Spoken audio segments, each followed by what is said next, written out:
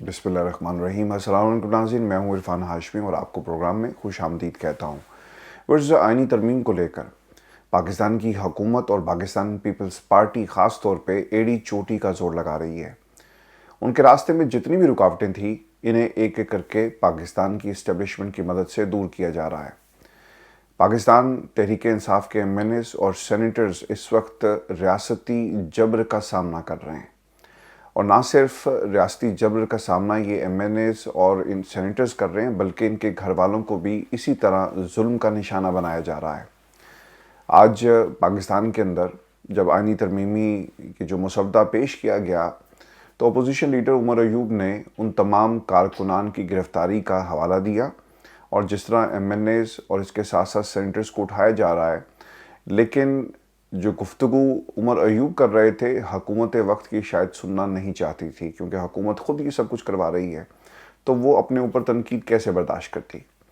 अब ये जो पार्लिमानी कमेटी का इजलास हुआ जिसमें आइनी तरमीम को लेकर बातचीत हो रही है, उमर अयूब साहब ने क्या कहा, ये मैं आपके सामने वन बाय वन जो मुकालमा हुआ और हुकूमत किस तरह से आंखों में धूल झोंक रही है पाकिस्तान की आवाम की, और जो आइनी तरमीम हमें ये बताया गया जी कि मसवदा तैयार है। रात को आपको याद होगा कि हफ्ता और इतवार को इन्होंने किस तरह से लोगों को पकड़ पकड़ कर पार्लिमान के अंदर भेजा।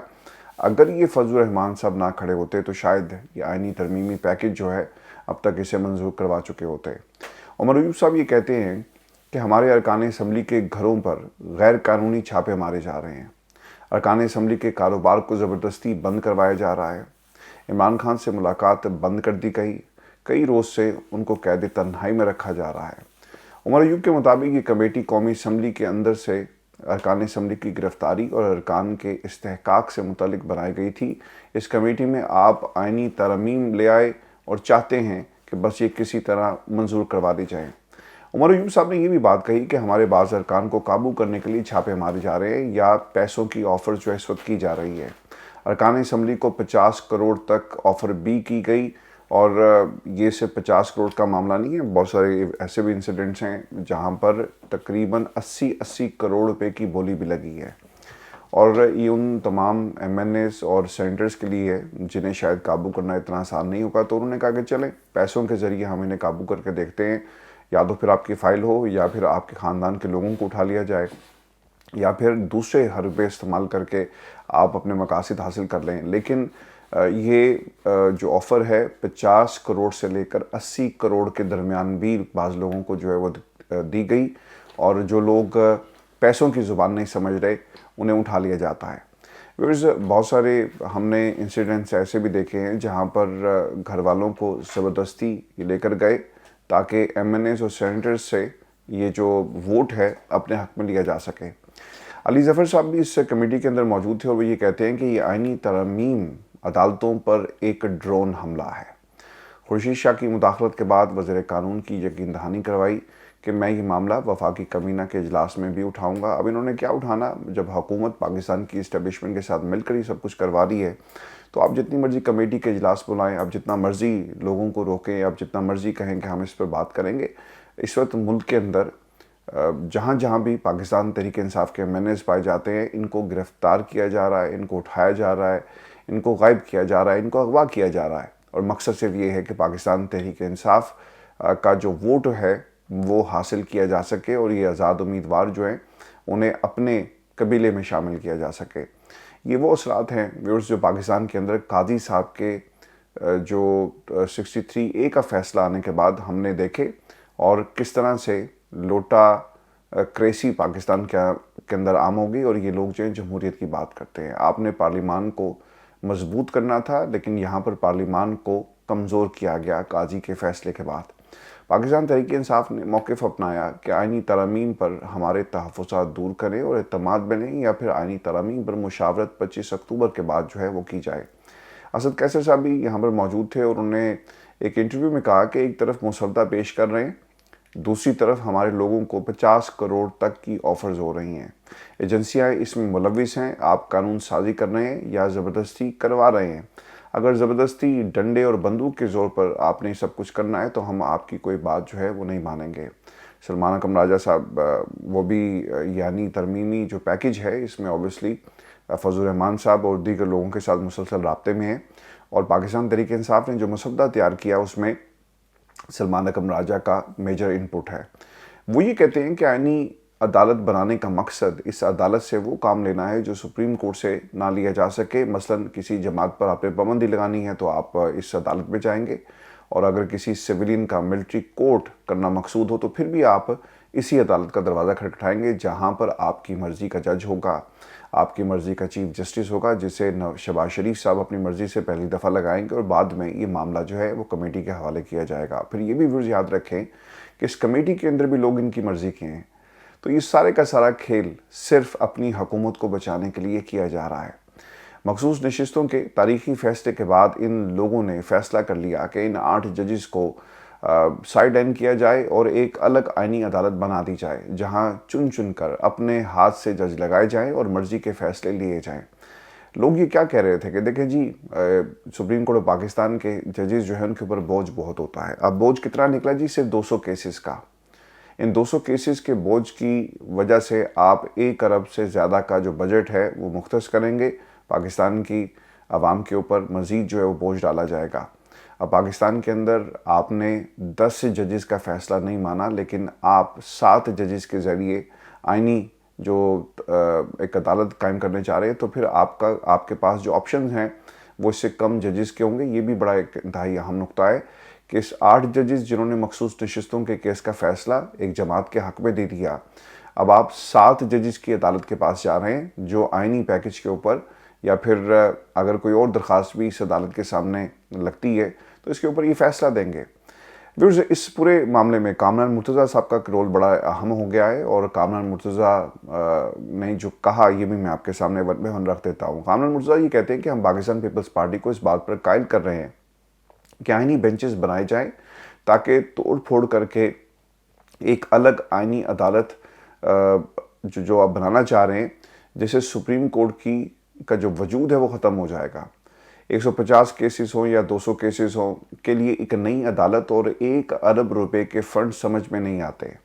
غریب ملک کی طرح اتنی بڑی عیاشی ہم کیسے کر سکتے ہیں، اور یہ ایک عیاشی ہوگی۔ دیکھیں ہوتا کیا ہے کہ کسی غریب کا کوئی کیس اگر عدالت میں لگ جائے نا تو وہ کسی بھی عدالت کے باہر جو پھٹا لگا کر وکیل بیٹھا ہوتا ہے نا اس کے پاس جائے گا، لیکن کسی امیر کا کیس لگے گا تو کیا کرے گا؟ وہ مہنگے مہنگے وکلا کو ہائر کرے گا، بڑی بڑی لا فرمز جو ہیں اسے ریسکیو کرنے کے لیے آئیں گی۔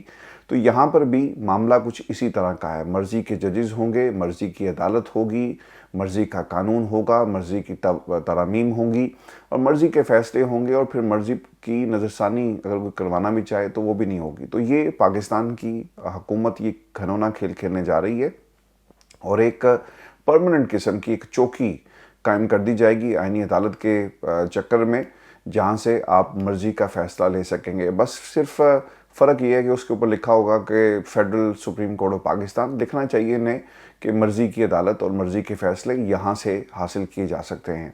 پھر کامران مرتضیٰ صاحب نے مزید یہ بھی کہا کہ آئینی عدالت سے بنیادی ڈھانچے کو نقصان ہوگا۔ کیا سپریم کورٹ اور ہائی کورٹ غیر آئینی عدالتیں ہیں؟ آئینی عدالتوں کی موجودگی میں سپر کانسٹیٹیوشنل عدالت بنانے کے لیے ہم تیار نہیں ہیں، یعنی ایک عدالت کے ہوتے ہوئے ایک مزید عدالت قائم کی جائے۔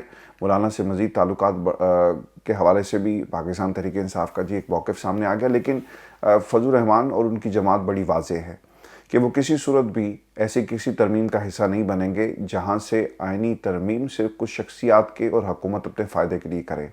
ایم کیو ایم نے بھی جو ہے وہ پھن دکھانا شروع کر دیا ہے، اور مجھے حیرانگی یہ ہو رہی ہے کہ ایم کیو ایم والے بھی میدان میں آ کر شرائط رکھ رہے ہیں۔ وہ یہ کہہ رہے ہیں کہ اگر آپ آئینی پیکج لے کر آئیں گے تو ہم جب تک آپ ہمارا مطالبہ منظور نہیں کرتے ہم آپ کو ووٹ نہیں دیں گے۔ یعنی انہوں نے مطالبہ یہ کیا ہے کہ جو بلدیاتی جو آپ کا نظام ہے اسے پاورفل بنایا جائے، اور جب تک بلدیاتی نظام کراچی میں اور سندھ میں نہیں لایا جاتا بات آگے نہیں بڑھے گی۔ اور صرف ایک فون کی ماریں جی، مجھے اچھی طرح یاد ہے جب تحریک عدم اعتماد کے دنوں میں جب یہ جتنے بھی تحریک انصاف کے لوگ ہیں، ایم کیو ایم کے لوگ ہیں، ان سے جب بات ہوتی کہ آپ ووٹ کس کو دیں گے تو انہوں نے کہا جی کہ ہمیں کوئی مس کال بھی کر دے گا نا جی ایچ یو سے تو ہم ووٹ ان کی مرضی کے مطابق دے دیں گے. تو یہ چاہتے تھے. اور پھر کیا ہوا, پاکستان میں ایک حکومت کو گرانے میں ایم کیو ایم کا کردار کیسا ہے. آپ کی سیاست ختم ہو جاتی ہے. آپ کی جب سیاست غیر جمہوری فیصلوں کی نظر ہو جائے نا, تو پھر آپ کو مدد چاہیے ہوتی ہے پاکستان میں طاقتور حلقوں کی. اور یہ مسئلہ ایم کیو ایم کے لیے بھی بن سکتا ہے. اگر فارم 47 والا معاملہ کھل گیا تو پھر ایم کیو ایم تو پوری کی پوری فارغ ہو جائے گی, چونکہ کراچی میں جتنی بھی انہیں نشستیں دی گئی وہ چھین کر پاکستان تحریک انصاف کے کھاتے سے ان کے کھاتے میں ڈال دی گئی.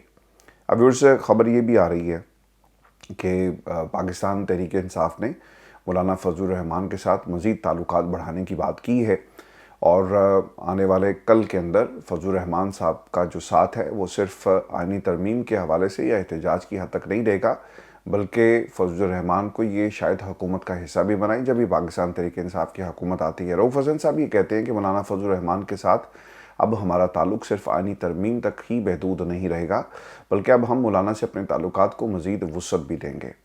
اراکین کے اغوا کے حوالے سے اطلاعات کے مطابق پاکستان تحریک انصاف کے سینیٹر جی سیف اللہ ابڑو کو اسلام آباد سے حراست میں لیا گیا ہے.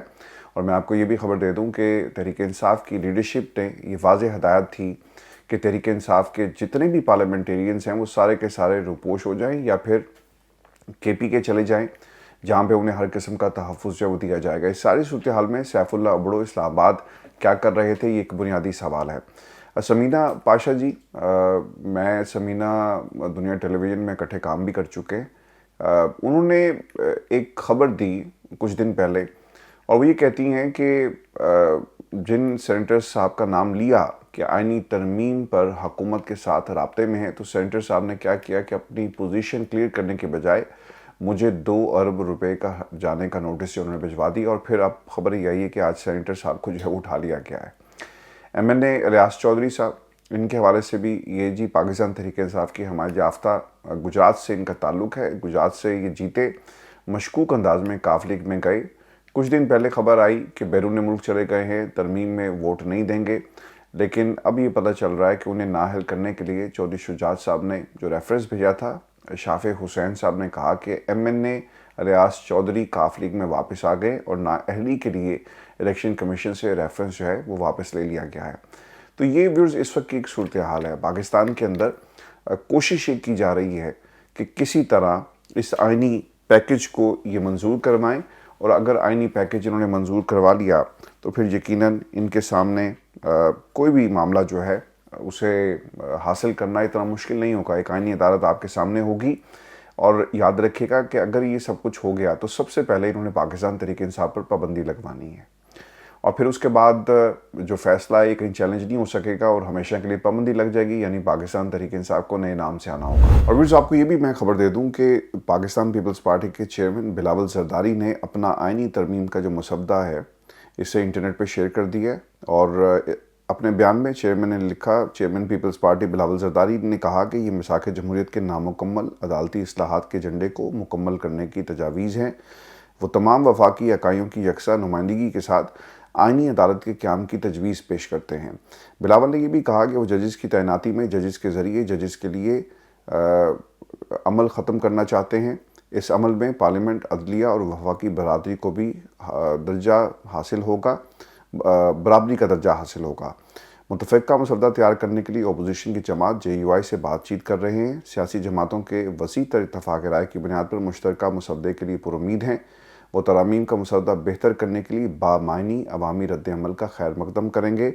بلاول زرداری اپنی پارٹی کی تجویز کردہ وفاقی آئینی عدالت کو بانی پاکستان قائد اعظم محمد علی جناح کی تجویز کردہ آئینی عدالت جیسا قرار دیتے ہوئے کہا کہ وفاقی آئینی عدالت کی تجویز سب سے پہلے قائد اعظم نے پیش کی. 27 اکتوبر 1931 کو لندن کی گول میز کانفرنس میں وفاقی آئینی عدالت کی تجویز جو ہے وہ پیش کی گئی. میں نے اس سے پہلے بھی جی بڑی تفصیل کے ساتھ یہ بات آپ کو بتا دی تھی, کیونکہ میں نے تھوڑی بہت ہسٹری تو پڑھی ہے, ایز اے سبجیکٹ بھی پڑھی ایف سی کالج کے اندر. 1931 کے اندر جو گول میز کانفرنس ہوئی ہے اس وقت تو پاکستان کے وجود کا دور دور تک کہیں ذکر بھی نہیں تھا. یہ جو سٹرگل ہے وہ 1940 میں شروع ہوتی ہے, تو یہ کانسٹیٹیوشن کی جو بات ہے وہ کہاں سے آ گئی. اور پھر ویورز اس میں ایک بہت اہم نقطہ یہ بھی ہے کہ اگر 73 میں یہ جو کانسٹیٹیوشن پاکستان پیپلز پارٹی بار بار یہ کہتی ہے کہ یہ ہم نے اس ملک کو یہ آئین دیا، ہمارے جو جد امجد ہیں سیاست کے ذوالفقار علی بھٹو صاحب کا یہ کارنامہ تھا.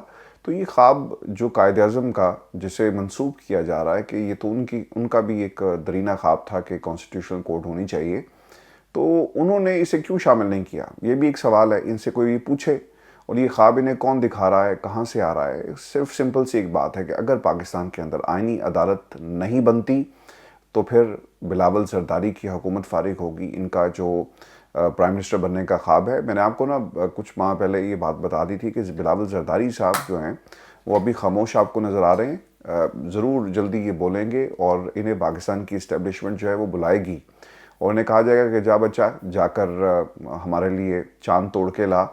اور بلاول زرداری نے کہا جی کہ چاند بھی میں لے آؤں گا، ساتھ کچھ تارے بھی لے کر آؤں گا. تو اب اس محاذ کے اوپر بلاول زرداری صاحب جو ہیں وہ کام کر رہے ہیں اور بھائی صاحب کے سامنے صرف ایک ہی مشن ہے کہ کسی طرح میں پرائم منسٹر بن جاؤں اور دوسری طرف بلاول زرداری کے والد کا جو خواب ہے وہ کسی طرح پورا ہو جائے. تو یہ اس وقت ایک گیم کھیلی جا رہی ہے. پاکستان کی عوام اور پاکستان دور دور تک اس ایکویشن کے اندر آپ کو نظر نہیں آئے گا. بس یہ آج کی ہماری نشست تھی. اپنے کمنٹ ضرور بھیجیے گا، چینل کو ضرور سبسکرائب کریں. مجھے اجازت دیجیے. اللہ نگہبان.